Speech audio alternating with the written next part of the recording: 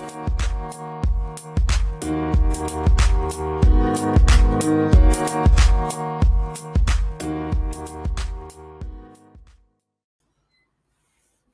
5 of my reading of Forrest Landry's book, An Immanent Metaphysics. Page 5. The Nature of Metaphysics. Physics is the study of the interactions within a given domain. Metaphysics is the study of the relationships between domains. In common usage, the meaning of the term domain is similar to the notions of objective reality, world, universe, and dimension, as in the notion of a space in which things happen. Here, the concept of domain extends to include any realm or class of thought, theory, and/or imagination. For example, any single language is a domain. Each system of mathematics or field of scientific study is a domain. Each individual and personal dream is a domain. However, in more technical considerations, the notion of a domain must be regarded as abstract rather than as a concrete reference. A domain is not a container or context in which a certain type of things are content. Rather, it is a reference to the combination of a certain set of ideas.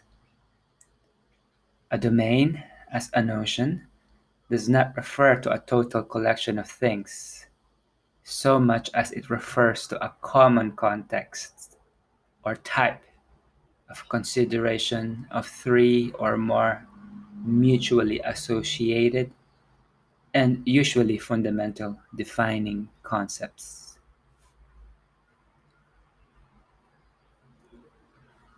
The term eventity refers to the combination of the meanings of an entity, thing, and an event. Each interaction, comparison, and being is an eventity. In some contexts, the meaning of the term eventity is also to be considered as a combination of the concepts of identity and relation. The principle of identity. Two eventities which cannot be distinguished by any property, logic, measurement, or interaction, i.e., two eventities which cannot be distinguished even in principle, must be the same in both identity and beingness. That which is indistinguishable by any means, mode, or method must be the same. No semantic reference is to be assigned to that which is indistinguishable. For example, if two things are in all characteristics alike, position in space and time, all properties, energies, characters, etc., or any other forms of dimensional information, or have the same values for all defined/known dimensional measures, then by the principle of identity, they are the same in both consideration and beingness. If they are not two or different, if one cannot tell them apart, then they must be the same and have common instance. Awesome! Now I invite you to press pause so that you may reflect on what I've just read. And then after you've had your moment of reflection, you can press play and to hear my reflection.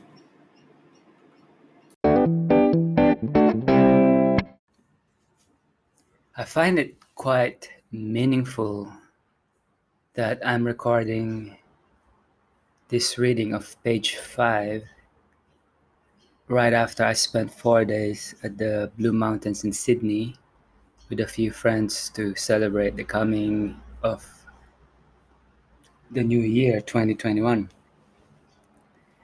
And it so happened that when I was there, we were staying in a friend's house. A few of the conversations I had pertain to or is related to this particular part of the book. I consider this to be an instance of the Jungian notion of synchronicity, which I understand to be is what happens in the outside world has meaning for the psyche, the suke, the inside. When there's congruence between what's happening inside of me in my psyche and what's happening outside. So the congruent events was includes first I was talking to a friend about how we could find a way to reconcile different points of view. For example, one friend does not believe in the soul as as defined as the thing that survives or persists after the physical body of a person dies. But at the same time, he is quite enamored with indigenous Aboriginal cultures, which, ironically enough, believes in spirits and similar things. It's as if it's a strange thing that if the concept of a soul comes from Western tradition, it's not good. But if it comes from a non-Western source, then it's okay. So there's a bit of incongruence there, in my view. We also discussed about how some of the communities we participate in, some people are into spirituality and what used to be referred to as Eastern practices like Tantra, and in those body of knowledge and practices, there are quite defined concepts of the masculine and the feminine, and how does that then, like, she finds it quite oppressive to use that in our time, and us arguing for the side of the people who developed this back in the day during the archaic times, and also during the actual age where most of these religions were born or were started. That was the way they look at the world, and we live in a different time. Things have changed in the way we look at the world, and for sure there are some things we think now that the future would think, future people, if we survive this, would think, why the hell did they think that way? So as I was talking to her, one of the things I mentioned was maybe things are consistent or they make sense within a certain domain. For example, the yoni and the lingam, the masculine and feminine, as understood in some teachings of Tantra, is consistent within that specific domain. And then the way gender studies looks at what is gender, what is sex, what is gender presentation, what is preference, what is orientation, and the like, makes sense within that domain as well. So this is another reason why I consider it important to start any relevant and significant education in the 21st century to start with metaphysics. And as you've heard in the page I just read, metaphysics pertains to is the study of the relationships between domains. So the idea, the intention, the hope is that with metaphysics, then I can somehow make sense, find commonalities, differences, or relations between different domains that oftentimes, especially when it's an argument where each side strawmans the other side, it seems that there's a real friction, a real dissonance, a real banging against opposing, seemingly opposing principles and the like. Yeah, and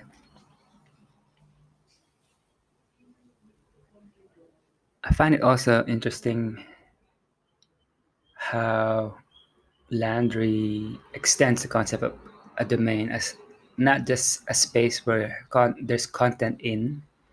For example, in the web world, you have a domain name system. And for example, I have a domain which I own. It's called limuniversity.com. That's a domain. And inside that domain, then I can have limuniversity.com/index.html. It contains that file. It can also contain a folder, limuniversity.com/img/bird.jpg, which is an image. Or there could also be a subdomain. So it could be like store.limuniversity.com. So there's a way where one can look at that as a space where as a place where content can be put into. But Landry extends it to into a more abstract general sense that a domain is not just about a collection of things, such as the things in my website, but also three or more mutually associated and usually fundamental defining concepts. I find there's something with these three. Because Landry has these three, the triplications, which we will discuss in the next page, I imagine. There's also like three dimensions to define objects in the world, to situate things in space. And Zach Stein has also he has also a triplicate when it comes to when he's trying to revise psychology. And of course, in religion, there's a trinity. Yeah, so it begs the question: is there something fundamental with the number three, or is it just the way our brains are wired, so that that's the only way we could delineate things is by having three aspects, three dimensions.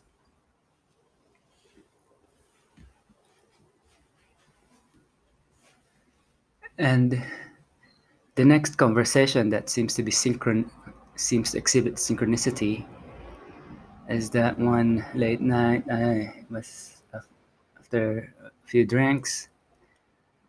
I was asking my friend who has a PhD in philosophy about what did Derrida mean when he said there's nothing outside text?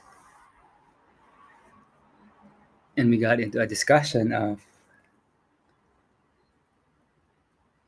like, in order to have something, there must be another thing, but that other thing is not the same as that thing. There's a difference. So with the text as the reader, it's really hard to fix something because the thing that's being read can be one interpreted in different ways by different readers. But at the same time, in order to fix that, there must be a comparison with another thing. And to fix the identity, there must be another thing that's quite similar to that, but it's not really the same because it's another instance. So again, going back to the main thing, if you are familiar with object-oriented programming, there's classes and instances. So what's related to that and yeah, our conversation went into explaining that, and also we went into its relating it to Gödel's incommensurate theorem. Like you can either have a complete axiomatic system, but it won't be consistent, or you can have a consistent one, but it will be incomplete, which kind of relates to it. What breaks it down is the self-referential. When I say this statement is not true, then or this statement is false. Is the statement false or true? It kind of breaks down because if it's false, then it's true. But then if it's true, then it's false. So the looping breaks down when there must be something else outside the the system. Yeah, it's good. Godel, from what I remember, from what I read about it, is that it was a reaction to Whitehead and other people who are trying to come up with a complete logical and like a complete listing logically of mathematics, from like creating a complete system of mathematics starting from first principles. And Godel kind of goes, you can't do that. It cannot be complete because there'll be inconsistencies. And which we also related to Heisenberg's certainty principle relating to the electron cloud. You can either measure where the particle is or its velocity, but not both at the same time. Which could be, again, is it the property of the electron? Is it from that property, or is it from the way or from the limitations of how we measure stuff? We also related it to Wittgenstein about there are some things that we can't speak about, which we must be silent. It's quite interesting. So that relates to this concept in this page 5 of eventity, which is an entity and an event. It's like mixing.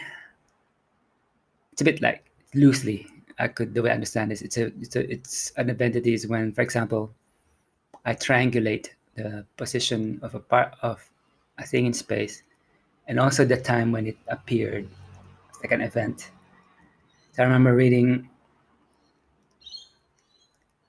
this book on physics by this Italian physicist who talk about. I have to reread the book again. Talk about Einstein and what he discovered, and he also was working on quantum gravity.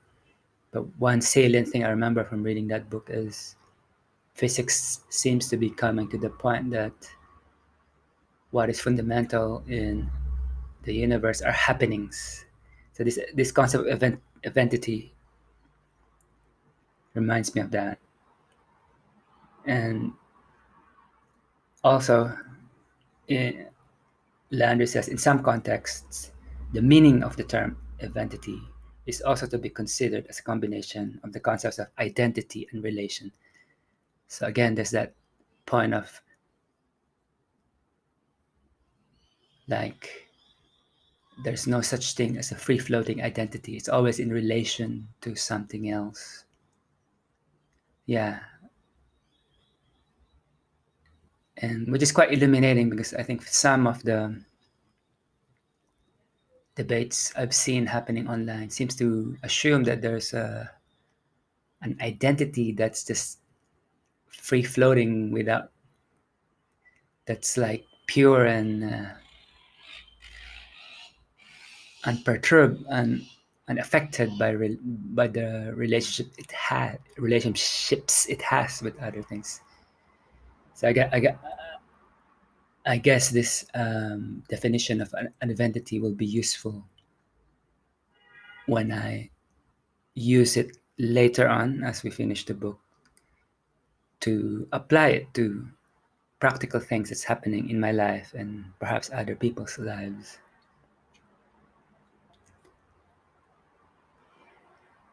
And going back to Derrida, it's also in page 5 of this Immanent Metaphysics, where the principle of identity, which is saying if I cannot distinguish an eventity from another eventity in any kind of logic, property, measurement, interaction, or any kind of principle, means, mode, or method, then it must be the same thing. And in homage, I think, to the Derridan concept, he says, no semantic reference is to be assigned to that which is indistinguishable. So I read that as analogous to saying there's nothing outside text. It's like in a way there's no semantic reference can you assign to something that is not distinguishable.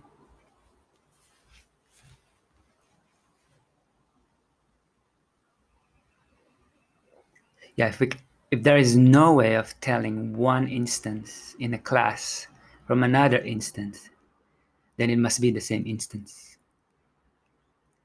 And yeah, I've heard Landry in some podcasts use this if I cannot tell things apart from another thing, then it must be the same. If there's no way of distinguishing one thing from another. And thirdly, the third synchronous eventity, which I experienced while being on these New Year's holidays, is I went there, I did not bring a book, and my phone, I need to buy a new phone, so my phone keeps running out of battery. So it's not really, it wasn't too useful to be used for reading. So I borrowed a book from my friend whose house we were staying at, and it's Eros, The Bittersweet by Anne Carson. And interestingly enough, I haven't finished the book, but on the pages I've already read, she talks about this triangulation that relates to the erotic. So the erotic is that one of the thesis of the book is the erotic is this this grasping, this reaching in the space of lack. So it's like, so there's me and there's the lover, the one I love. But when I see the lover, I layer the potentiality in her actuality. So it's about, in a way, it's erotic is bittersweet because it's sweet because there's that hunger for the other, but then once I see the other, then I consider I'm separate from her, and what I want from the other shows me what I lack in myself.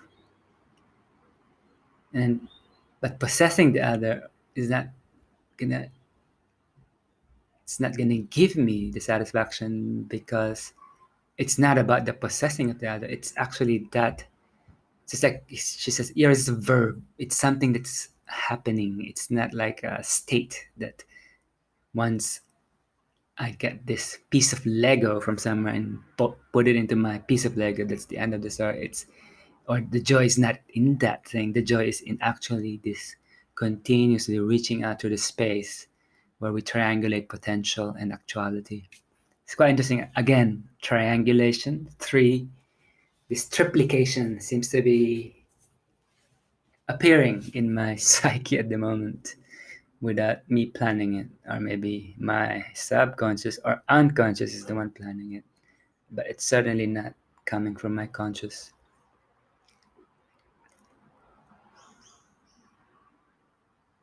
Yeah, so there's those things.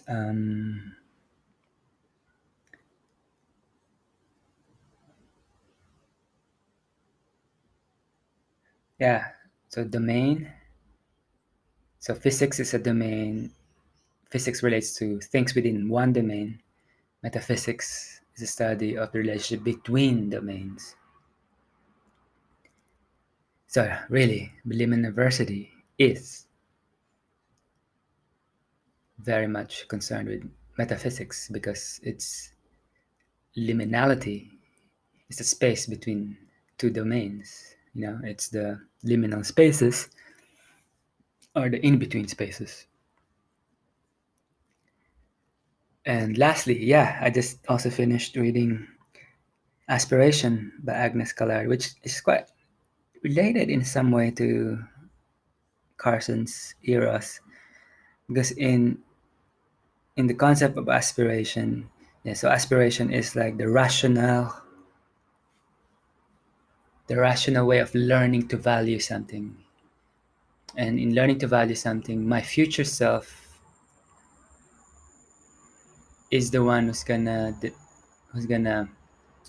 judge my current self into how well I learn to value something.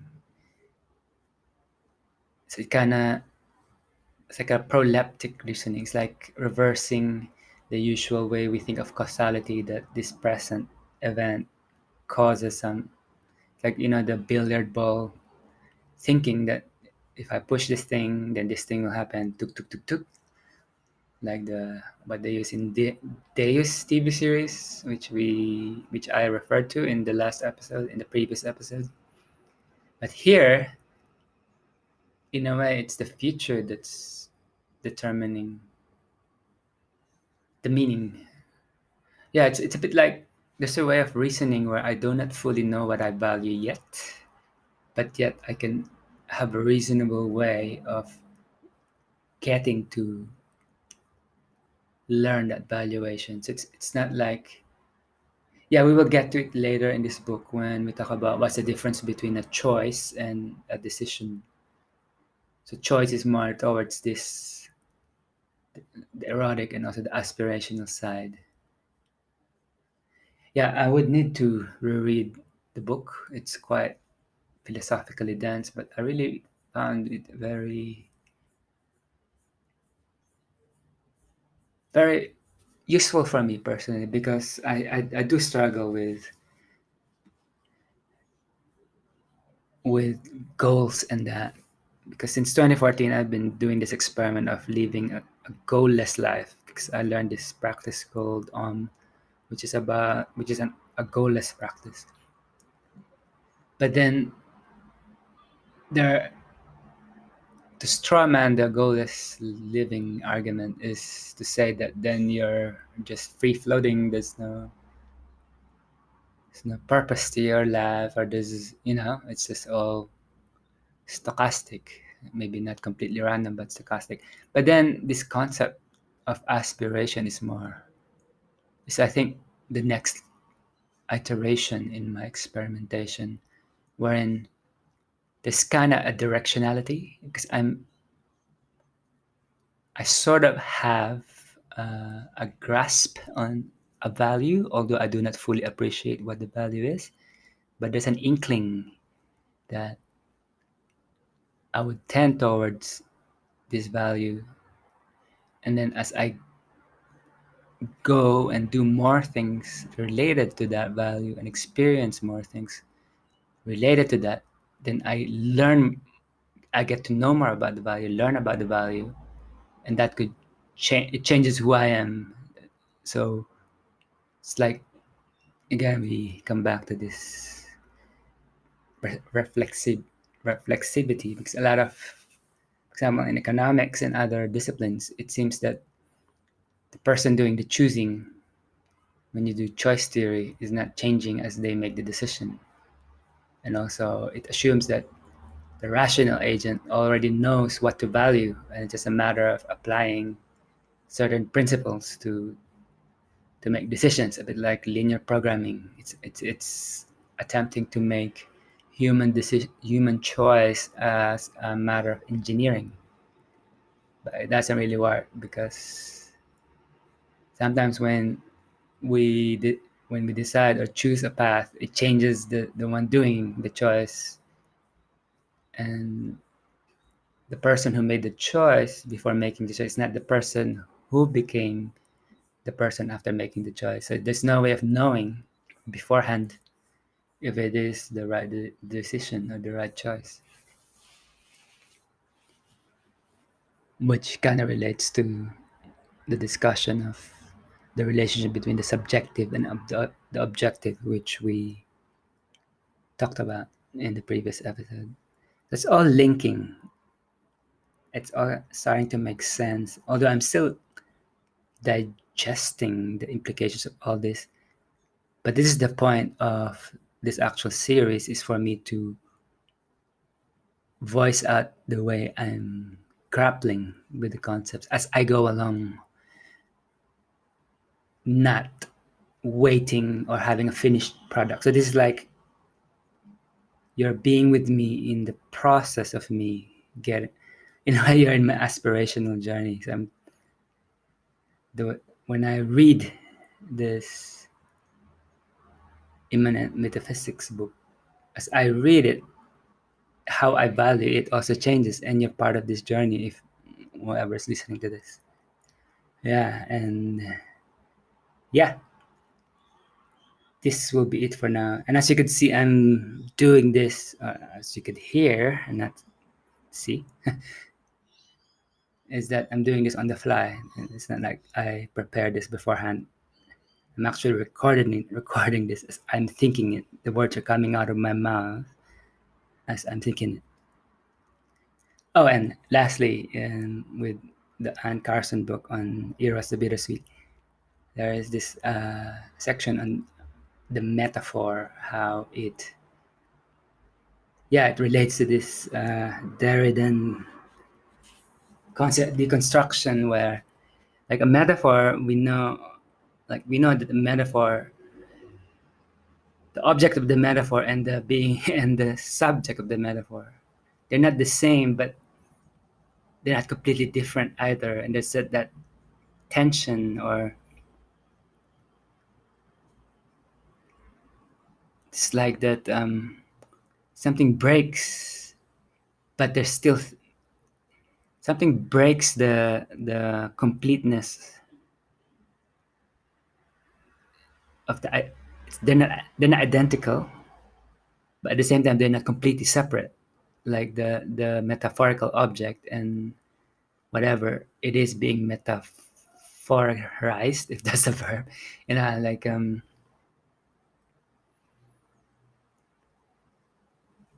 yeah, like